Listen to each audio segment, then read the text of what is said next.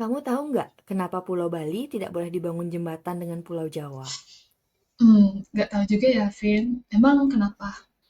Ada sebuah legenda yang sudah lama dan sudah sangat sering dikisahkan, bahkan sampai saat ini pun tetap menjadi pedoman. Nah, sebelum kita bercerita lebih lanjut, hai semuanya, selamat datang di channel Modcast. Di sini kita akan bercerita tentang historikal suatu kebudayaan daerah, penjelasan misteri horor, dan masih banyak hal yang berkaitan tentang itu.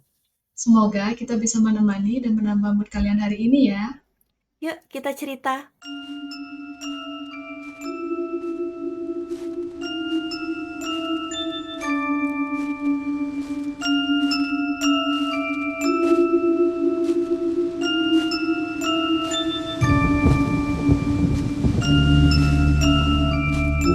Bentar, Vin. Kayaknya nggak asing deh ini, tapi apa ya? Legenda Selat Bali, ta. Beberapa dari kita pasti nggak asing kan dengan legenda Selat Bali?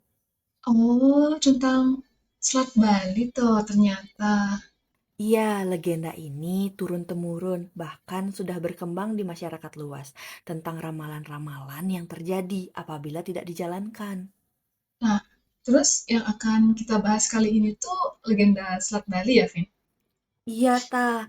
Nah, awal mulanya itu, pada suatu hari di Pulau Bali, hiduplah seorang Brahmana yang kuat bernama Sidimantra. Sang Hyang Widya atau Batara Guru menghadiahkan Brahmana ini harta dan seorang istri yang cantik. Setelah beberapa tahun menikah, Brahmana dan istrinya memiliki anak laki-laki bernama Manik Angkeran. Jadi cerita Selat Bali ini tuh sama dengan cerita Manik Angkeran ya, Vin? Cerita si pemuda tampan yang pandai, namun kisah pemuda ini tuh memiliki hobi yang tidak patut contoh, seperti berjudi, Vin. Bener itu, ta. Aku lanjut cerita ya. Manik Angkeran tumbuh menjadi pemuda yang tampan dan pandai. Seperti katamu tadi, pemuda itu si Manik Angkeran suka berjudi. Dia sering kalah saat berjudi dan dipaksa untuk menempatkan barang-barang orang tuanya sebagai taruhannya. Bahkan Manik Angkeran tidak malu mengambil pinjaman karena sudah menghabiskan harta yang digunakan untuk berjudi. Oh, aku juga pernah baca, Vin, kisahnya. Nah, katanya itu karena Mani Angkeran ini tidak mampu membayar hutang dari kebiasaannya berjudi, Mani Angkeran ini pun meminta bantuan kepada ayahnya, Sang Brahmana Sidimantra. Brahmana Sidimantra ini pun berpuasa dan berdoa memohon bantuan kepada para dewa, dan tiba-tiba aja Sang Brahmana Sidimantra ini mendengar suara bahwa ada harta yang dijaga oleh naga yang bernama Naga Basuki di kawasan Gunung Agung, serta meminta beliau untuk pergi ke sana dan meminta agar sang naga tersebut mau memberikan sebagian dari harta karunnya itu, Fit. Saking sayangnya dengan sang anak, Brahmana Sidimantra pergi ke kawah Gunung Agung itu dan mengatasi semua hambatan selama perjalanannya. Sesampainya di tepi kawah Gunung Agung, dia duduk bersila dan mencoba untuk bersemedi memanggil naga Basuki itu. Saat dia membunyikan bel, dia membaca mantra dan memanggil nama naga Basuki. Tidak lama setelah itu, sang naga pun keluar. Setelah mendengar kunjungan dari Brahmana Sidimantra ke kawahnya, naga Basuki menggeliat dan dari sisik-sisiknya keluar emas dan berlian.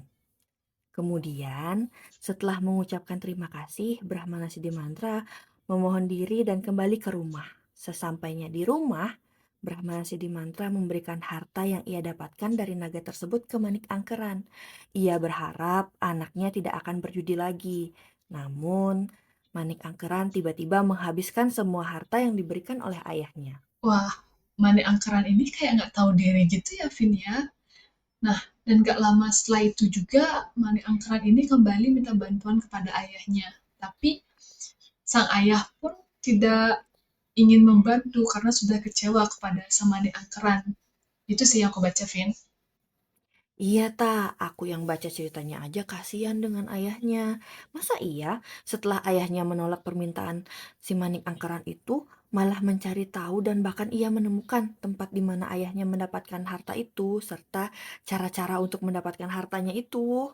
Hah? Emang iya, Vin? Dia juga duduk gitu baca mantra dan membunyikan bel seperti ayahnya. Ia tak lama setelah ia mengetahui dari mana ayahnya mendapatkan harta, si Manik Angkeran langsung pergi ke Gunung Agung itu. Karena tidak pernah belajar tentang doa dan mantra, Manik Angkeran hanya duduk membunyikan bel yang ia curi dari ayahnya saat Brahmana Siddhimantra sedang tidur. Astaga, dia sampai mencuri dan mencuri bel dari ayahnya. Wah, gila sih. Terus gimana nih, Vin? Nah, setelah tiba di kawah Gunung Agung, Manik Angkeran membunyikan bel yang telah ia bawa itu. Naga Basuki pun bangun dan Manik Angkeran melihat Naga Basuki itu. Namun ia sangat ketakutan. Setelah mendengar niat Manik Angkeran mengunjungi Naga Basuki berkata kalau dia akan memberikan Manik Angkeran harta yang diminta, tapi dengan sebuah syarat. Nah, aku tahu nih, syaratnya itu harus berjanji mengubah perilakunya untuk tidak berjudi dan mengingatkannya akan hukum karma. Bener nggak, Vin? Bener tak? Dan Manik Angkeran pun menyanggupi syarat tersebut. Namun, niat jahat yang menguasai hatinya tidak akan pernah hilang. Melihat bongkahan permata pada ekor Naga Basuki membuatnya kembali haus akan harta. Padahal Naga Basuki sudah memberikan emas, berlian, dan permata di depannya. Keserakahan yang menguasai Manik Angkeran membuatnya menebas ekor Naga Basuki ketika naga itu membalikan tubuh untuk kembali ke sarangnya. Manik Angkeran segera melarikan diri dari tempat itu dengan ketakutan. Namun Manik Angkeran tidak tahu bahwa naga itu adalah makhluk yang sangat sakti. Ketika sang naga menjilat jejak kaki Manik Angkeran di tanah, api pun berkobar, bergerak mengikuti setiap jejak dari Manik Angkeran, hingga akhirnya mengejar Manik Angkeran dan membuatnya terbakar menjadi abu. Wah, miris juga ya ternyata ceritanya.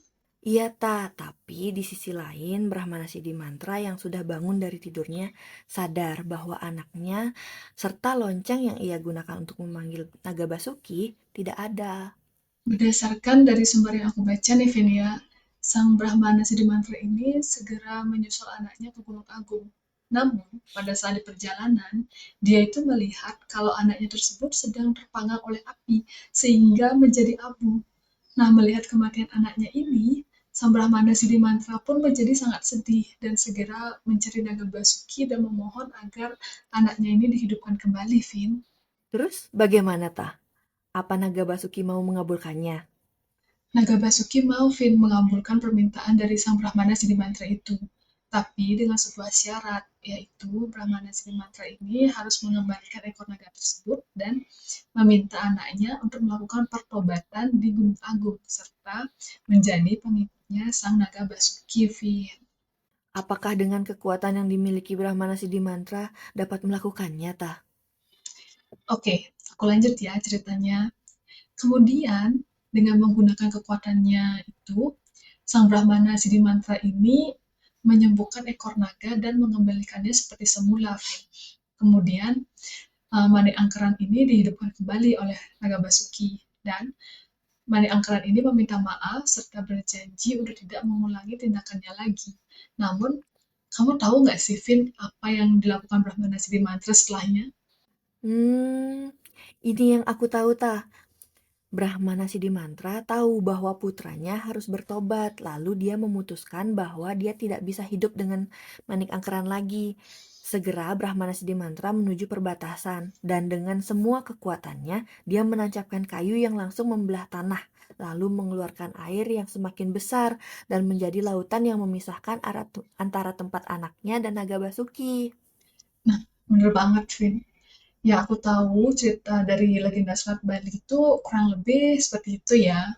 Tapi selain banyaknya versi cerita rakyat mengenai asal-usul tentang Pulau Bali, ternyata para ahli geologi itu juga memiliki pendapat yang berbeda-beda gitu kok, Vin, tentang asal-usul dari Pulau Bali ini. Hmm? Jadi gimana Nih ya, ada kepercayaan dari peneliti bahwa Pulau Bali itu termasuk dalam paparan Sunda dan telah berkali-kali menyatu kemudian berpisah dengan Pulau Jawa. Ini itu didasari oleh kecilnya jarak antara Pulau Bali dan Pulau Jawa, serta keanekaragaman flora dan faunanya yang mirip. Nah, meskipun demikian, beberapa peneliti ini memiliki pendapat yang berbeda, Vin. Nah, mereka itu berpendapat bahwa Pulau Bali ini bukanlah pecahan dari Pulau Jawa maupun pulau-pulau lain yang ada di sekitarnya, Vin. Atas dasar pemodelan oleh Robert Hall, para ahli ini mengemukakan bahwa Pulau Bali ini terbentuk sekitar 15 juta tahun yang lalu dan terbentuk dari munculnya gunung ke atas permukaan laut akibat terjadinya pergerakan lempeng. Nah, begitulah ya kira-kira bagaimana terciptanya Selat Bali menurut legenda dan sains, Vin. Oh, jadi begitu ta. Pulau Bali kan dikenal berbeda dengan pulau-pulau lainnya tuh ta. Ada nggak cerita dari segi mistis atau supranaturalnya? Nah, kalau secara supranaturalnya ya, Vin, Pulau Jawa dengan Pulau Bali ini tidak bisa disatukan seperti sedia kala, layaknya pada zaman dahulu. Hal ini disebabkan karena Pulau Bali ini diikat kuat oleh Bisama atau wahyu Tuhan yang secara legenda atau mitologi dan secara prinsip Bisama itulah yang tidak memperbolehkan hal tersebut, Vin. Sehingga karena hal ini ya yang jadi kepercayaan ta, bahwa akan sangat rentan atau riskan jika ada yang berani menentang wahyu suci tersebut, bahkan akan bisa berakibat fatal bagi masyarakat Bali, bukan hanya menanggung dosa besar, melainkan dapat mengakibatkan kehancuran bagi Bali itu sendiri nantinya. Nah, ini ya, Vin, nah, masyarakat Hindu di Bali juga sangat meyakini bahwa Besama yang tidak boleh dilanggar ini terjadi akibat adanya perantara dari Brahmana Sidimatra dengan kekuatan jenana beliau yang sangat tinggi, Vin. Sehingga Bisama ini tuh disebut dengan Bisama Brahmana Sidimantra. Dari tadi kita ngomongin Bisama tah, Bisama itu apa sih tah? Menurut Parisada Hindu Dharma, Bisama ini adalah piteket, perintah, atau titah yang yang berisi pewarah-pewarah dari leluhur yang mengandung nasihat dengan tujuan mengatur dan tidak boleh dilanggar agar tidak salah atau berdosa. Ada juga makna lain yang mengatakan Bisama adalah kata-kata yang mengandung makna magis dan sakral. Bahkan dikatakan Bisama ini mirip dengan pantu, berupa petuah-petuah untuk menata dan mengarahkan perilaku umat Hindu, Vin. Hingga saat ini ditakuti ya tah, jika nanti terjadinya hal-hal negatif atau berdosa sehingga Bali menjadi rusak atau hancur karena kutukan yang niskala ini ya. Iya, Vin. Nah, selain itu juga ya, kedua pulau ini tuh memiliki perbedaan dari karakteristik masyarakatnya juga loh. Kalau itu terlihat sangat jelas tah, kalau Pulau Jawa memiliki karakteristik perekonomian atau usaha dan pusat pemerintahan Indonesia juga ada di Pulau Jawa. Sedangkan Pulau Bali memiliki karakteristik yang sangat mulia seperti bersih, masih sangat alami, indah, berbudaya, sehingga Pulau Bali dijuluki Pulau Dewata dan julukan-julukan lain secara religius serta spiritual.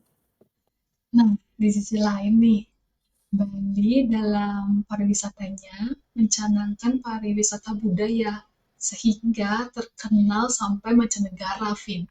Bahkan dulu itu Bali lebih populer loh daripada negara kita sendiri, negara Indonesia, untuk mencapai kemuliaan kerahayuan jagat sesuai dengan permohonan dari Empu Sidimantra waktu beliau beryoga dan bersemedi dulu, Vin. Selain itu juga karena si Manik Angkeran itu ya tah, agar anak sematawayangnya itu tidak mudah untuk berpergian bolak-balik antara Pulau Jawa dan Pulau Bali, sebab Manik Angkeran berjanji mengabdi di Bali kepada Sang Naga Basuki. Vin, kamu tahu nggak sih kalau tujuan terpenting ini berhasil dilakukan loh? Manik Angkeran itu akhirnya bisa mengubah perilakunya dari yang suka berjudi menjadi nggak suka judi lagi. Sehingga beliau itu didiksa dengan gelar Danyang Manik Angkeran, Vin. Oh ya? Dan bahkan keturunannya menjadi pemangku di Pura Besakih ya tah? Nah, karena hal inilah yang menyebabkan Pulau Bali dengan Pulau Jawa tidak bisa disatukan atau tersambung kembali, gitu ya kan? Walaupun juga disambungkan dengan membuat jembatan atau sejenis jalan tol gitu ya. Nah, bener banget, Vin. Tapi nggak terasa ya, ternyata kita ini sudah bercerita cukup lama ya. Nah, semoga nih apa yang kita ceritakan tadi bisa menambah wawasan dan pengetahuan kalian ya tentang legenda dan mitologi Bali. Eits, cerita kita tidak hanya selesai di sini ya teman-teman. Akan banyak kisah misteri, sejarah, dan budaya yang menarik untuk kita ceritakan kepada kalian. Jadi jangan sampai ketinggalan ya. Oh iya, kalau kalian menemukan kisah misteri, sejarah, dan budaya menarik yang ingin kita bahas, jangan ragu deh untuk share ceritanya dan komen juga di kolom komen di bawah ya. Dan jangan lupa juga untuk membagikan cerita ini kepada teman-teman kalian. Mungkin cerita kita bisa menjadi pembicaraan atau bahkan sumber menarik yang bisa menginspirasi mereka. Jadi, jangan sungkan untuk klik tombol share-nya ya. Sampai jumpa lagi di misteri-misteri selanjutnya. Nanti kita cerita lagi.